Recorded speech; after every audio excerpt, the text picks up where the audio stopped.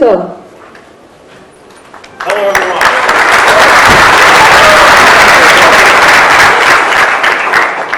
I just gave this speech in another room, and I didn't know we were doing it, and I found out like 2 minutes ago that we're doing this. So I'm so glad that you're all here. I appreciate you coming and watching this, and I hope that this is useful for you.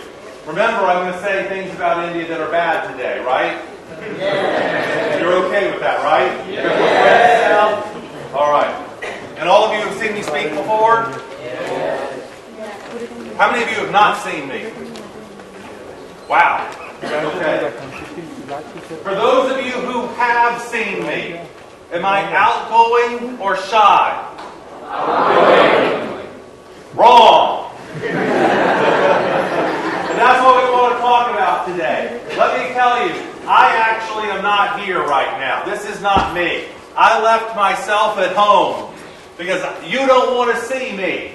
I promise. You don't want to see Jim Beach. You want to see the other Jim Beach, the one that I send out into public. And that's what I'm going to talk about today. I'm going to talk about my personality and how I've learned to become a different person. Because I like myself now, but for most of my life, I did not like me.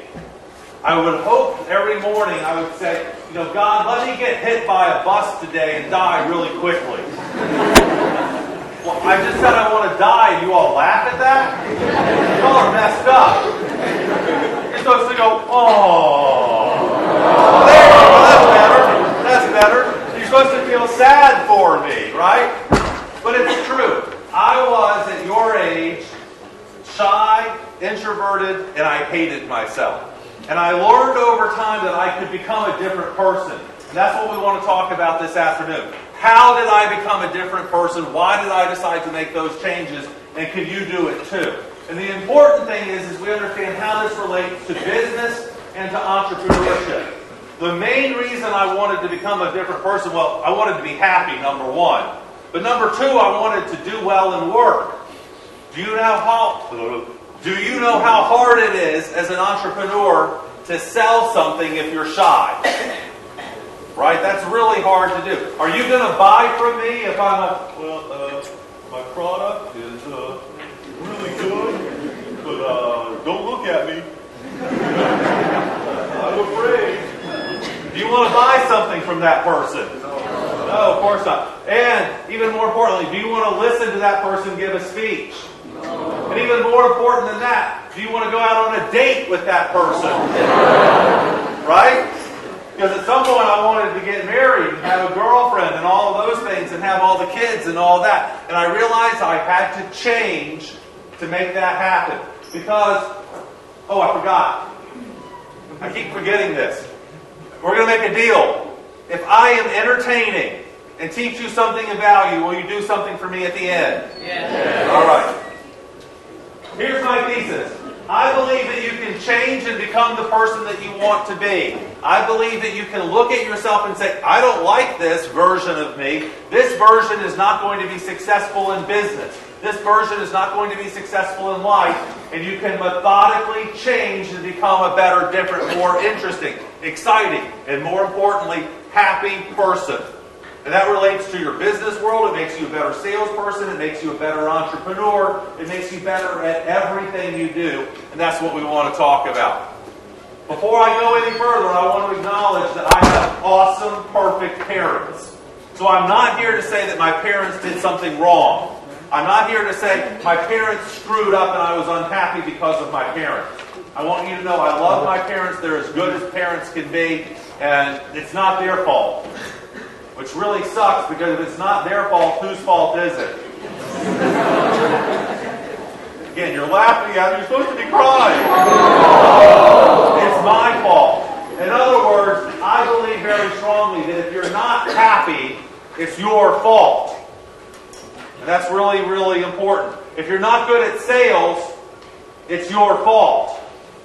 If your business isn't doing well, it's your fault. And you need to sit down and look at yourself, your business, your life, and say, here are the things that I need to change for that to become different and that to be successful. Can someone sign me in here on the screen, please? Can someone? get me back to PowerPoint and all this.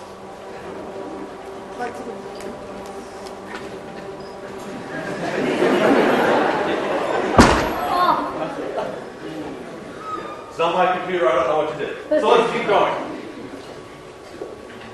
So, I want to tell you a story about when I was 11 or 12 years old.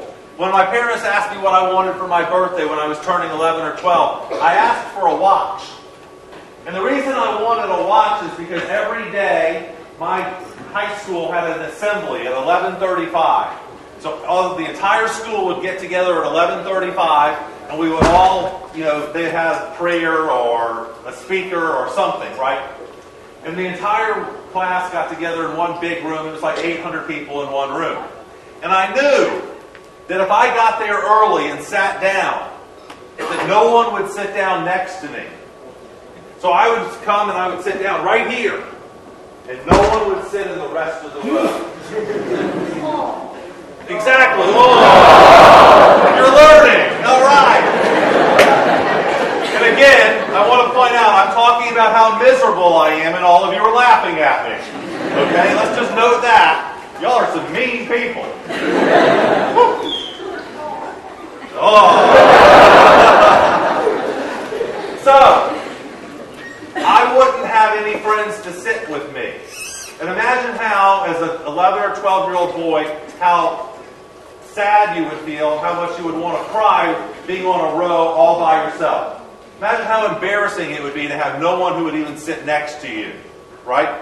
So I wanted a watch so that I could hide in the bathroom across the hall. And there was a bathroom right outside the door there, and I would go and I would look at the watch, and at 11:36, I would run across the hall and run in the room, and then I would sit down wherever I could find a spot, and I knew the person sitting next to me couldn't move.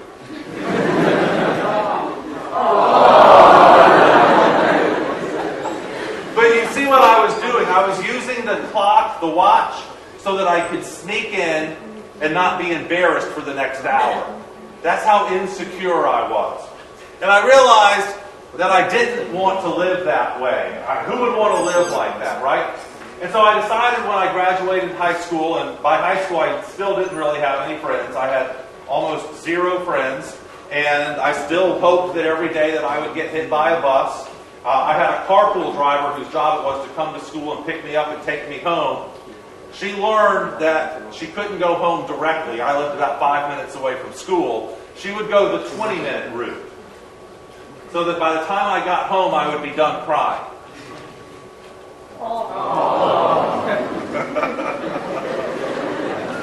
So I was that upset with life. I hated it until I was 17 years old. I was that miserable. And I went off to college, and I chose the college that was as far away from my town as I could get. So I grew up in the very, very south of the United States, down by Florida, down by Disney, and I went to school almost in Canada. Right, so as far away as I could get. It's 3,000 kilometers away. Because I wanted to go where no one would know me, so that I could start over. Guess what? Oh, let me say this. Not only did I go as far away as I could, I found a school, a college, that no one from my high school had been to in 20 years. So I did the research. In 20 years, no one from my high school had gone there. Guess what happened? 3 people in my class went to college there with me. Including the boy that used to tease me the most. It's like this.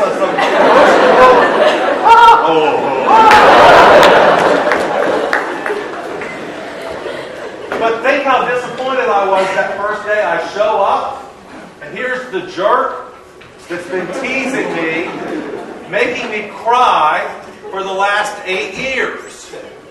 I was devastated. I was so heartbroken. I was like, oh no, it starts over again. We're going down the exact same path again. I'm going to be miserable again. And I was so, we don't have time for that anymore. We're going to run out of time. No more off. And so I discovered very quickly that if I was going to be happy, I was going to have to redo myself, and I was going to have to redo it with people watching me. I couldn't hide 3,000 kilometers away. There were going to be people who knew me, who knew my past, would tell the other kids what a loser I was, and there was nothing I could do to avoid that. So it was as sad as a point could be. And I also realized this. I realized I had a bigger problem than you not liking me. That's one problem. The other problem I had was that I didn't like me. I didn't want to hang out with me. I didn't want to be me. Why would you like me if I don't like me? Does that make sense? It makes a lot of sense, doesn't it? And so I realized I had to change me so that you would like me. And that the first thing wasn't to trick you into liking me. The first thing was tricking myself into liking me. So that's one level. Pretty soon after this, I also discovered if I wanted to be an entrepreneur, that I needed to learn to go out in public, I needed to learn to speak in public, I needed to learn to be confident in public so that you would buy from me. Would you buy from me? Right? If I can't stand up and say, my product is a great one that you're going to enjoy having, my product is going to make your life better, and therefore you should buy 12 of them. If I can't stand up and confidently say that, are you going to buy from me? No, of course not. Would you please buy from me? It isn't going to work. And so I decided to sit down. What's the first? Well, I've already made one huge decision. What is the huge thing I've already done?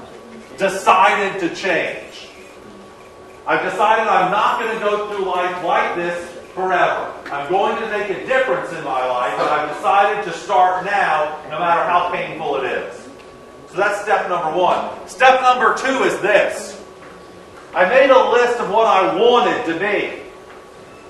And everyone's list could be different. Your list doesn't have to be this list. But this is what I was hoping I could teach myself to be. I wanted to be confident. I wanted to be outgoing. I wanted to be interesting and have stuff to talk about. And I realized, you know what? I don't have anything to talk about. What is the essence, the core of being interesting? Is having things to talk about. I didn't have expertise. I couldn't talk about art. I couldn't talk about politics. I couldn't talk about economics. I had nothing to talk about at an intellectual level. At another level, at an experiential level, I also had nothing to talk about. I hadn't done anything. I hadn't been anywhere. I hadn't had any cool experiences that were worth stories. And so people, who would want to listen to it? I didn't have anything to say. So how could I be interesting? And even more importantly, I wanted to be sexy so that I could get dates. I was really afraid, like at the age of 20, I was like, you know what? I just need to accept the fact that no girl is ever going to want to go out with me. That I'm never going to get married. That I'm just going to be alone for the rest of my life. I just have to learn to accept that. Because, let me say this, I know that I'm very ugly, okay? I'm as ugly, okay, I'm ugly. And then I started going bald, right? So I'm ugly and bald. Like the worst combination for a boy, right? The only thing I can do now is get fat, right? And I'd be ugly, fat, and ugly, and bald, right? So that's how low my self-confidence was. I genuinely thought that no one would ever go out with me. And that I would die single. And that made me really, really sad. Well, give me an awe for that one. All right. But I've done step number 2. I wrote down what I wanted to be. And I still have the sheet of paper that I wrote this on. I still have this. And I look at it every once in a while. And there's a great lesson there. I think you need to write down your goals in every category of your life. You need to have personal goals. You need to have religious goals. You need to have family goals. You need to have professional goals. In every part of your life, you need to have a set of goals. And you need to have them for the next 3 months, the next year, and the next 10 years. And I still do that. So I'm almost 50. In November, I turn 50. Give me an awe for that one, because that's about as sad as you can be. There you go. Right? And so I still write down goals. When I am 60, I want the following things to have happened. I want to have achieved the following things. Professionally, in my relationship with my wife, with my kids, spiritually, spiritually, I still need to work on some things. I'm hoping that I can be better spiritually in 10 years than I am now. In relation to my health, all of these things, all of these goals are written down. So it's very important that you do that.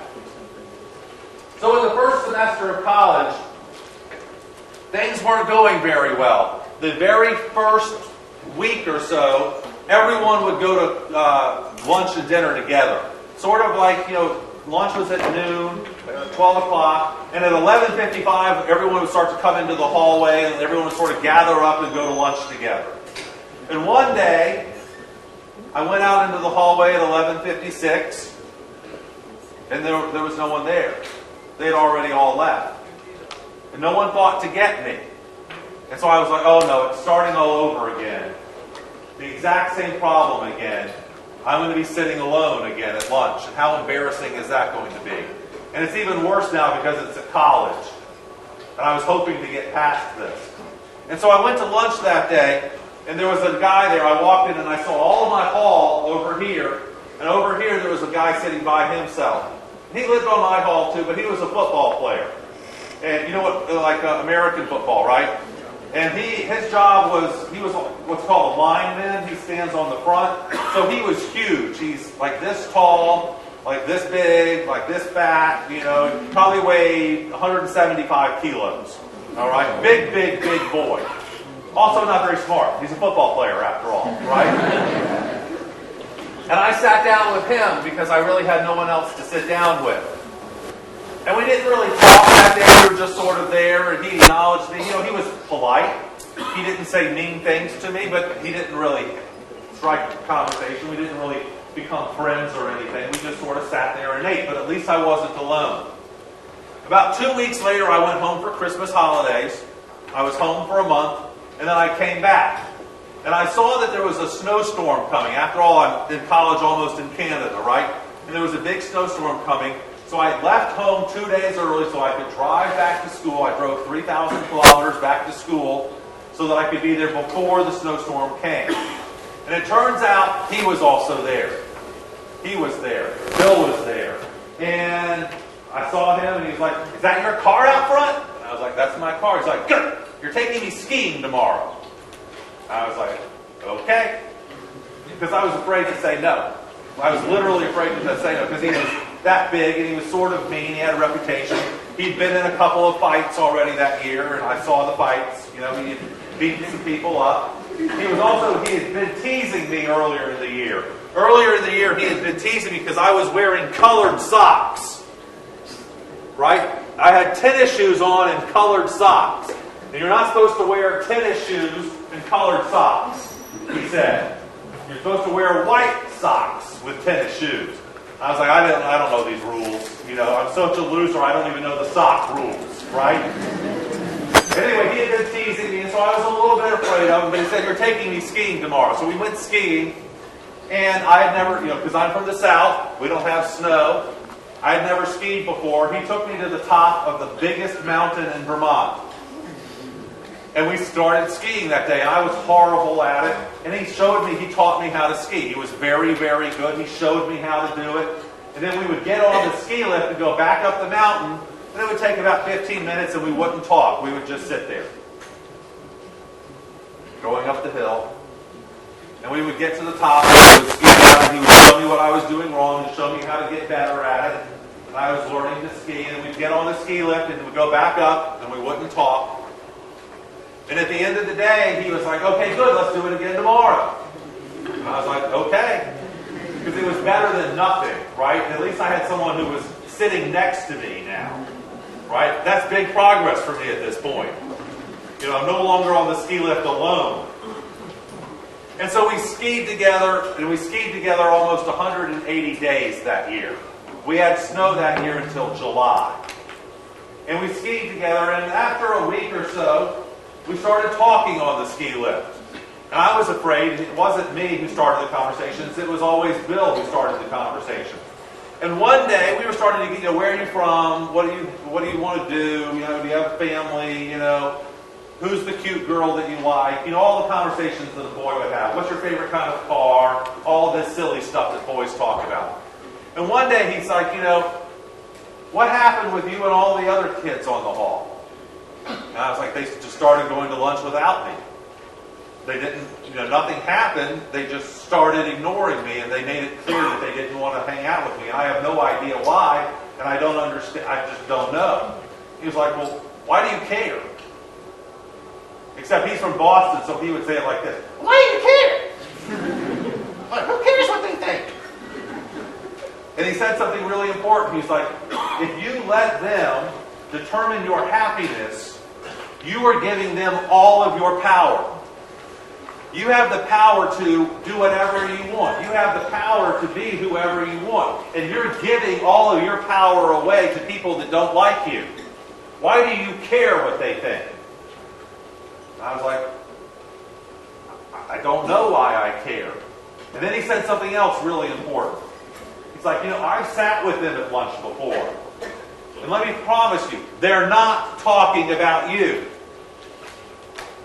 Because what are we thinking when we're sitting here and we're all by ourselves? What goes through our mind? I'm here sitting all by myself, and all of you are over there eating lunch and having fun and laughing. What do I think you're talking about? Me. Because I'm self-centered. I'm a narcissist. I think about what's going on in my mind, what I'm living through. But what are you over there talking about? Girls, cars, tests, school. Are you talking about me? No, you're not. You're ignoring me. I'm not even on your radar. You could care less about me. And I was like, oh, you're right. They're probably not talking about me. How exciting. And I was like, well, that's good. At least they're not saying bad things. I'd rather them say nothing than say bad things. And so I learned very quickly that you're not paying attention to me. Well, that was very releasing. I was all of a sudden free now. You're not sitting over there making fun of me. You're ignoring me. At least I'm in a better space. And so then, Bill and I kept becoming friends, and it was in March. He asked, so you and I are friends, right? I was like, yeah, I would love to be your friend. I was hoping that we were friends. We've been skiing every day for 3 months now. I'm hoping that we're friends. He's like, good, we're friends. Good, we're friends. And from then on, we became very good friends. And to this day, he is my best friend, right? We still talk all the time, even though I don't see him very much. He lives 2,500 kilometers away from me. We're still very, very good friends. As a matter of fact, I have a son named William. What's the nickname for William? Bill, right? My father is also named Bill. But I like to think that I named my son after both of them, right? And so anyway, Bill taught me that it's not important what other people think. You should ignore that. Don't give them the power to control your happiness. And remember, I also was talking about how important it is to have stories, right? That I wanted to be interesting. And what interesting people have, they have stories to tell. And I decided that one of the things I needed to do was start making my own basket of stories. So in the summer after my freshman year of college, I had the opportunity to become crew on a sailboat. And so I sailed across the Atlantic Ocean the summer in between my freshman and sophomore year. There were 5 of us on the boat. We went from Boston, which is in the north, and we went up to Newfoundland and Nova Scotia and Greenland and down to Bermuda and then back home to Boston. And I went sailing for the summer. I was crew, the guy who pulls all the ropes and all the lines and makes the sail go in and out. And I had a wonderful time. I loved it. And there was a whole basket of stories. And I could tell you stories all day long about the things that happened to us. We got caught in a hurricane. We had to sail through a hurricane. The boom, the big thing at the bottom of the sail, hit me and threw me out over the water. And I was dangling for my life, about to drop into the middle of the Atlantic Ocean in the middle of the night. I surely would have died if I had fallen in, right? I had tons of great stories. In other words, I was learning to have interesting experiences. So here's another really important lesson. Do things for the story. Do you want to go and climb that tower? Not really. Do it anyway. Because you're going to have a good story out of it. And Bill would say, let's go climb that mountain. I'd be like, why? He's like, for the story. Do it to have fun. Become interesting. Do things to have interesting things to talk about.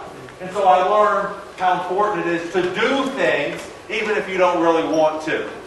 If you get invited to a networking function, you should go, even if you have no idea who's going to be there, because you could meet someone that's going to be useful for your career, for your entrepreneurship, for your life. If you get invited to a party, you go, just so you can have a little bit of fun. And on that boat, when I was sailing across the Atlantic, there was a girl. There were like 12, 15 girls, I don't know. And there was one girl named Ellen. And Ellen, I learned, comes from a very, very, very rich, powerful family. As a matter of fact, the Art Institute in New York City, MoMA, the Metropolitan Museum of Modern Art in New York City, there's a whole wing there named after her family. And all the art there was art that her family had given. So very, very, very rich family. And Ellen and I started talking about art. That's what she loved. She was an art history major. And I didn't know anything about art. I knew absolutely nothing. I had been to a museum, but I was always like, how fast can we get out of this museum? Right? I don't want to look at this art. I don't think it's pretty. Especially modern art. You look at modern art, it just looks like a child threw paint at a canvas. Right? You're like, that's not pretty. I could have done that. And so Ellen started teaching me about art. She would show me a painting and say, that's why this painting is beautiful. Look at this. And we would start to learn, and she taught me about art.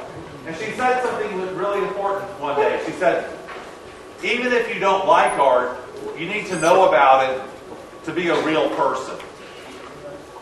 And I was like, yeah, you're probably right. I need to learn something about art. And also, I don't like sports. I could care less about sports. Am I running out of time? Okay, good. I don't like sports at all. I enjoy playing sports. I enjoy going out and doing sports. But I don't watch sports on television. I don't watch the TV show that talk about sports. I just don't care. I don't have time. With 4 kids now, the last thing I have time to do is watch sports on TV, right? And so I have it set up now. You know how you get an email blast every day with the news and all of that stuff? I have one every day that gives me the sports news. Why? So that I can talk about it with the other boys. So I don't look stupid when the other boys are together. We're having lunch, all my coworkers and I, and they say, did you see the football game? And I go, yeah, that was a great game. And then I quote back what the sports blast said to me on my computer screen. I didn't actually watch the game, but I at least know what's going on. All right, so right now my home team is in the Super Bowl next weekend. I know that, but I could care less. I won't watch the Super Bowl. I'll go to the party, but I won't watch the game. All right? But I learned that I want to be interesting from Ellen. And I learned how to become interesting is take classes on things. And so I took a lot of classes in things that I had no interest in. Eastern art, all sorts of junk that I wasn't interested in, because those things added value to my life. I got back to school as a sophomore, so I'm about 18 or 19 years old now. I got back to school, and I moved into a new dorm, and there was a guy there named Doug. And Doug was the type guy who, when he walked into a room, within 10 minutes, everyone there knew his name. And within 20 minutes, he had the telephone number of every girl in the room. Do you know that guy? Do you know who I'm talking about? Do you have a friend who's like that? Everyone magnates to this friend. Everyone's attracted to this person. And you just sort of stand on the side and watch it, and they all go, right? And you have no idea why. I had no idea why. And I just sat there and watched. For years, I would sit there and watch my friend Doug. And I would watch what he did. And I discovered something. Very rarely was he the one that started a conversation. Almost always, he was the guy who said, tell me what you did last summer. What'd you do? Tell me your stories. And then the other person would start talking and telling their stories. What do we want to talk about the most? What's our favorite topic? Ourselves, right? And if you allow someone else to talk about themselves, and then you say, oh, wow, that's really funny. Oh, that's great, man. That's a really cool story. You're really cool. I wish I had done that. Is that person going to like you? Yes, because you're expressing interest in them. And I learned from Doug that you can't be afraid to talk about anybody, to talk to anybody. That's absolutely fine. Go up and ask a question. So when you're at a networking event and you're shy and you're standing over to the side alone, the easiest way to become part of the group is to come up to someone and say, tell me what you do. What do you do? And then listen. And ask a good question. I'm listening, and so oh really? Well, is your company growing? Was that strategy working? Well, why do you think it wasn't working? And I'm paying attention to that person, and that person is going to walk away going, he cared about me. He liked me. He was interested in me. And now you have a new friend. And did I have to share anything? All I did was share my time. And I learned how easy it is to be popular in a big room by simply being the person who asks everyone else the question. I set it up for you to tell me, you want to talk? Talk. I'll listen. He also taught me something here very important as well. This is particularly important for the women. There's a big difference between being arrogant and being confident. Arrogant is, I'm awesome. Listen to me. I am so good looking. I am so awesome. Look at my big, big muscles. Look how cool I am. That's arrogant. Confidence is, tell me about you.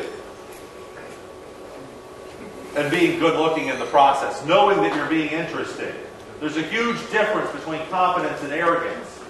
Women hate arrogance and love confidence. Am I right? Yes, I'm 100% right. Boys, men, don't try to be arrogant.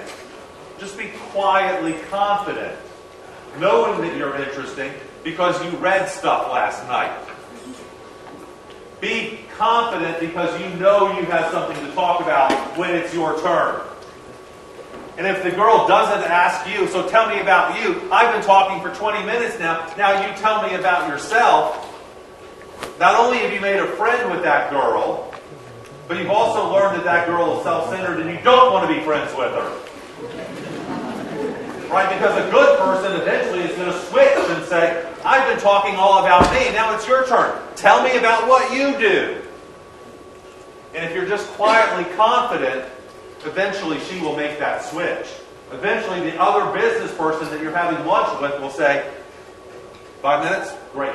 Thank you. The other business person will say, oh wow, I've been hearing about your product, or I've been talking about my product, now tell me about your product, right? Eventually they're going to switch. And so from these three people I learned all sorts of things. And I learned from other people too along the way. One of the things that I've done is, number one, I decided I wanted to change. Number two, I made a list of what I wanted to be. And here's number three. I watched people who were already what I wanted to be and learned to copy them. I watched people who were already what I wanted to be and learned to copy them. Do you remember the speech I gave yesterday morning about copy, borrow, or steal? Yes. It works for personality too. If you see something you want to be, act like that person. All right? Very, very powerful. So here's what I want you to do to help yourself become whatever it is you want to be. Now this is my list of things. So your list could be different. The person you want to be will be different. But this is what I have found successful for my list. So I wanted to be outgoing. So you know what I do? I smile at people. If I pass you in the hallway, I try to smile at you. If I go to a restaurant, I don't sit at a table. I sit at the bar. Why do you sit at the bar? Because you're forced to talk to people. And guess what? I'm so good at it now that when my wife and I go to dinner, we take 2 cars. Why do you why are you laughing at that? Why do we take 2 cars? Because she gets so tired of me talking to everyone at the bar, that she's like, I'm out of here, dude. I'll see you at home. And she goes home and takes the kids home, and I stay for another 2 hours until they close the bar down. Because I'm having fun. I'm an introvert having fun at a bar. I am still an introvert. But I've done it so many times that I've learned to have fun by asking you, what do you do? What do you do? I ask so many people, and again, an hour later, who is the most interesting person at the bar? I am. Right? So I've worked on becoming outgoing. It is something I actively try to do. And why did I become a speaker? Because that's part of the active process of being outgoing. Does that make sense to you? So in school, I used to dread giving a presentation. I would hate it. I would get all sweaty and all scared and everything. Now, I want to present because I've done it so many times, I've learned to enjoy doing it. I've also learned to become interested. And by interesting, it means I know a lot of junk to talk about. I can talk about art all day long. I can talk about sports all day long. I do not care. But I can do it. And therefore, if you are interested in art, I can talk what you're interested in. And therefore, you find me interesting. I may be bored to death of the conversation, but you think I'm interesting. The same thing about becoming an expert. I read. I spend at least 3 hours a day reading, learning from other people. I'm on YouTube watching videos all the time. I wanted to become a web programmer, so what did I do? I learned HTML. How? By free videos on YouTube. And now I'm pretty good at it. I build all of my own websites. Because I have learned to be an expert on stuff. I have devoted the time to it. I have put in the effort. And that's easy because I don't spend all Saturday playing sports. So I've decided I don't care if I'm good at sports. What I care about is that I'm intellectually interested. I've put more money into my brain than into my sports. I've devoted time to being smart, not being good at sports. I also don't care about cars. I don't care. You know the stuff that boys are supposed to care about? I don't care about any of it. I care about the intellectual stuff. So I will tell you this. I am not particularly smart. But I am very, very well self-educated. You see the huge difference there? I'm not smart. I could not get into IIT. But I'm interesting enough to get invited to speak here 7 years in a row.